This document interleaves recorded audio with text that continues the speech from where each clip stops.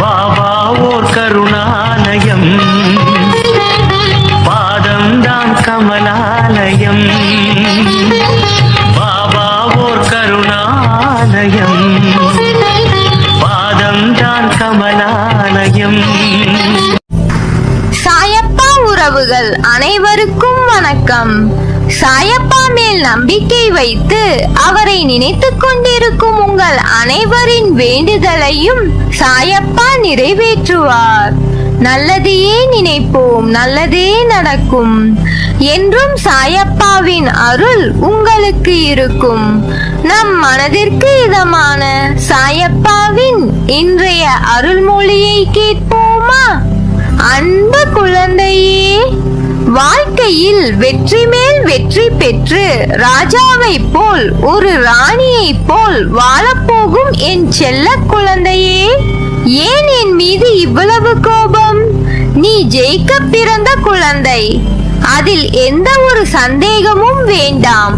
இனியும் நீ கவலைப்படவோ துன்பப்படவோ தேவை இருக்காது. உன் விருப்பங்கள் நிறைவேறி உன் ஆசைப்படியே உன் வாழ்க்கை இருக்கும். அதனால் மகிழ்ச்சியாக இரு. இன்று உன் உடம்பில் ஏற்பட்ட காயத்தின் வலியால் துடிக்கிறாய். ஆனால் எனக்கு அதைவிட உன் மனவலிதான் பெரிதாக தெரிகிறது. அதனால் நான் உன் மனவலியை நிரந்தரமாக சரி செய்ய அதிக கவனம் கொண்டுள்ளேன். ஏனென்றால் உன் உடம்பில் ஏற்பட்ட காயத்தை விட உன் மனதில் ஏற்பட்ட காயம் என்பது மலை போன்று பெரிதாக இருக்கிறது. மற்றவர்கள் வார்த்தைகள் உன் மனதில் வடுவாய் தேங்கி நிற்கிறது. அதை நான் சரி செய்கிறேன். உனக்கு அந்த வலியை ஒருவர் ஏற்படுத்திய போது காயப்பட்டாய். அந்த வலி எப்படி இருக்கும் என்று தெரிந்தும் நீ மற்றவர்களை வார்த்தைகளால் புண்படுத்தலாமா? அவர்களுக்கும் அது காயம்தானே. ஒருவனுக்கு உண்மையான எதிரி வெளியில் இருப்பவர்கள் அல்ல, அவனுடைய மனமே முதல் எதிரி. உனக்கு ஒரு நிகழ்வுகள் நடந்தால் அதை மிக பெரிதாக சித்தரிப்பதும் உன் மனம்தான். அதை சிறியதாக சித்தரிப்பதும் உன் மனம்தான். உன் பகைவன் கூட எண்ணாத எண்ணங்களை மனம் எண்ணிவிடும். உன் மனம் என்பது அது அப்படி நடந்து விடுமோ என்று ஒரு கற்பனை பயத்தை உணர வைத்துவிடும். நீ நல்லது நினைத்தாலும் அதை உனக்கே வேறு முகமாக சித்தரிப்பது உன் மனம்தான். அந்த நிமிடம் மௌனமாக அதை கடக்க செய்து அந்த எண்ணத்தை துடைத்து எறி. அப்படி செய்தால் உன் மனம் என்பது உனக்கு பகைவனாக இல்லாது தோள் கொடுக்கும் தோழனாக இருக்கும். நம் மனம் நல்லது கெட்டது என எல்லாம் நிறைந்தவைதான். உன்னுடைய நல்லதை பிறருக்கு நல்லதாக மாற்று. கெட்டதை வென்று அதை உனக்கான நியாயத்தை உணர்த்தும் நியாயமான பாதையாய் மாற்று. இதற்கான அர்த்தம் என்ன என்பதை கூறுகிறேன் கேள்.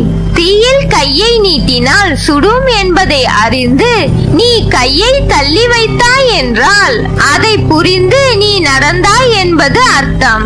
அதற்கு மாறாக தீயில் கையை வைத்தால் சுடும் என்பதை புரிந்தும் நான் கையை விடுவேன் என்று சொன்னால் அதற்கான பலனை நீ அனுபவித்துத்தான் ஆக வேண்டும்.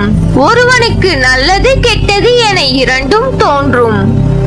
ஆனால் கெட்டதை நீ எவ்வாறு நல்லதாக மாற்றிக்கொள்கிறாய் என்பதில்தான் உன் உண்மையான முன்னேற்றம் அடங்கி இருக்கிறது.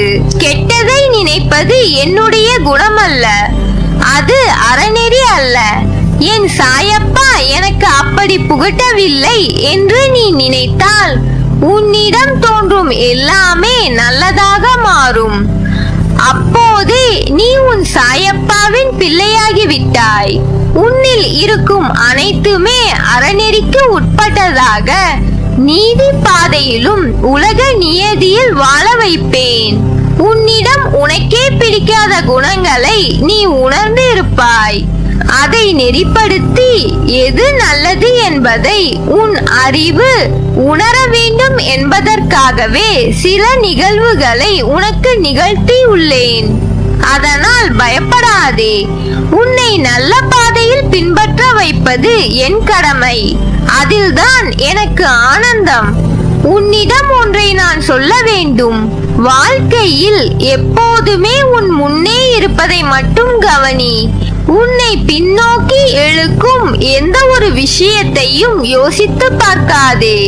மாறாக யோசித்து பார்த்தால் உனக்கு முன்னே இருக்கும் வழியை பார்க்கும் வாய்ப்பை தவற விடுவாய். அதற்கும் மேலாக உன்னிடம் ஒரு குறை இருக்கிறது. எல்லா விஷயங்களையும் அதிகமாக யோசித்து அதை பெரிதாக நினைத்து புழுங்கி உன்னை நீயே காயப்படுத்திக் கொள்கிறாய். அதை தவிர்த்து வா. உன் கர்வம் ஆணவத்தை தூர எறி. உனக்கு வெற்றி கிடைக்கும். உன்னை புரிந்து கொள்ளாமல் உன்னை பற்றி ஒன்றுக்கு இரண்டாக பேசுபவர்களின் உண்மை முகத்தை நீ பார்த்தாயா? அவர்களிடமிருந்து விலகிச் செல். அவர்கள் அப்படிதான் என்று தெரிந்த பிறகு அவர்களை நம்பி உன் நிம்மதியை இழந்து விடாதே. அவர்களை என்னிடம் விட்டுவிடு. உனக்கு நம்பிக்கை துரோகம் செய்தவர்களுக்கு நான் பாடம் புகட்டுவேன். நீ வருந்தாதே. உன்னை பற்றி வாய்க்கு வந்ததை எல்லாம் அவர்கள் பேசினார்கள் என்றால் அது உண்மையாகுமா? எனக்கு தெரியும் என் குழந்தை எப்படி என்று. நீ கண் கலங்காதே. அவர்களுக்கு நான் புரிய வைப்பேன். என் செல்ல குழந்தையே, மற்றவர்கள் நம்மை பற்றி என்ன நினைப்பார்கள் என்று தேவையற்று நாமே நமக்குள் நினைத்துக் கொள்ளும் ஒரு கண்ணோட்டம் மிகவும் தவறானது. நம்மை பற்றிய நம் கண்ணோட்டத்தை விட மற்றவர்கள் கண்ணோட்டத்திற்கு நாம் பெரிதும் மதிப்பளிக்க தொடங்கும் போதே நாம் மனதளவில் நம்மை தாழ்த்திக் கொள்ள துவங்கி விடுகிறோம்.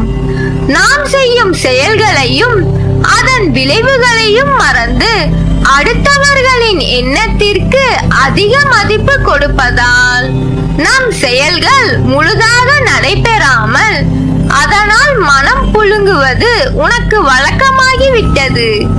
முன்னேற நீ எடுக்கும் ஒவ்வொரு முயற்சியை இந்த எண்ணம் சாகடித்து விடும்.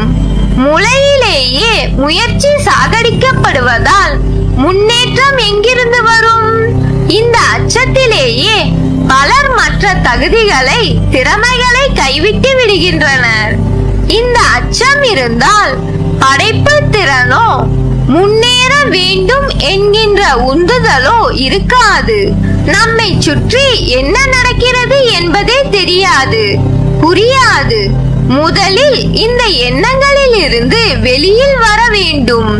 இப்படிப்பட்ட எண்ணத்தில் இருப்பது இருளில் இருப்பதற்கு சமம். வெளியில் வந்துவிட வேண்டும் என்று முனைவது முதல் படி. மற்ற தடைகளை வரிசையாக களைய வேண்டும்.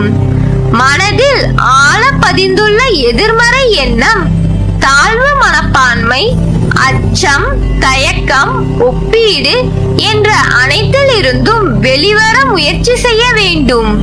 வெற்றியை நோக்கி செல்லும் பயணத்தில் பிறர் கருத்துக்களையும் மன நிறைவுகளையும் நிறைவுபடுத்த தெரிந்திருக்க வேண்டும். பிறர் உன்னை குறை கூறும் போது சோர்ந்து போக கூடாது. பிறர் இப்படி இருக்கின்றனரே என்று உள்ளுக்குள் பொறுமை வேண்டாம். இருக்கும் நிலையை ஏற்றுக்கொள். தீர்வு கிடைக்கும். இந்த உலகம் உன்னை பார்க்கிற பார்வை ஒவ்வொரு நாளும் மாறிக்கொண்டேதான் இருக்கும். சிலருக்கு இன்று உன்னை பிடிக்கும், நாளையே அவர்களுக்கு உன்னை பிடிக்காமலும் போகலாம். மற்றவர்கள் என்ன நினைக்கிறார்கள் என்று ஆலோசித்துக் கொண்டிருந்தால் நம் வாழ்க்கையை நாம் வாழ முடியாது. உனக்கு எல்லா சூழ்நிலையிலும் நான் துணை நிற்பேன். என் வார்த்தைகள் மீது நம்பிக்கை வைத்து செயல்படு. வாழ்க்கையில் நீ உயர்ந்த நிலையை அடைவாய். எதற்கும் பயப்படாதே, கலங்காதே.